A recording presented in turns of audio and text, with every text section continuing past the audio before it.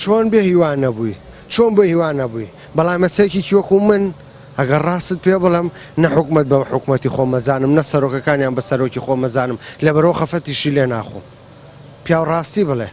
یعنی بەڕاستی ئەوە وڵاتە بڕێ بەڕێوە ها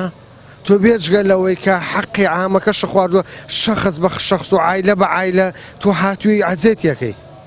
ئەمە ئەوە دەوڵەتە بێ بەڕێوە وڵا بازاری سز کردووە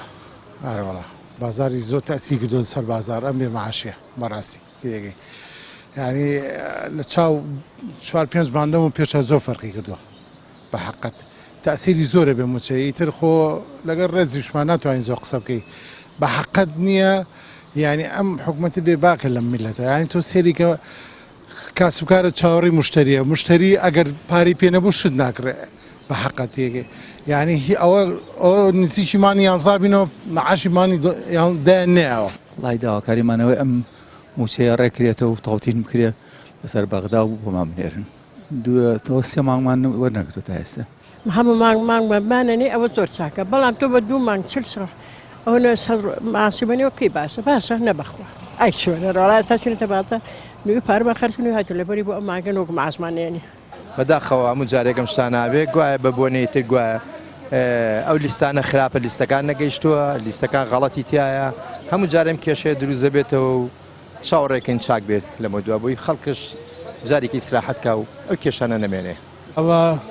شتێکی دیار و ئاشکرایە هەموو کەس مانووە زۆر کەسێک کرێت چییە زۆر کەسەیە دوکانیە بەعام ژیان وەستاوە تا حەدێک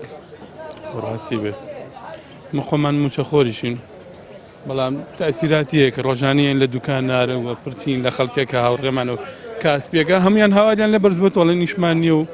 هەمووشی بێ موچەیەکە تاسیر کردو سەر هەموو ژیانی خەڵک سیرکە ئینسانێکی وەکو من دانیشتوم ئێستا من ئاوا بەم قەڵافەتەوە من موچەیەکی کەممەیە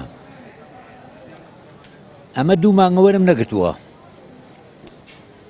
باشە من نەخۆشی هیوام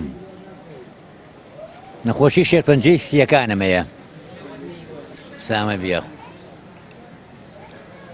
قەناعەتە بێ ناما بێ 23 ڕۆژە پارەی حەبەکان تاخیر بووە نییە خۆ نایشتم سوالکەم من پێم ئەی بە شخصیاتم دانا بەزێنم بۆ ئەوەی کە لە مردنیش ناترسم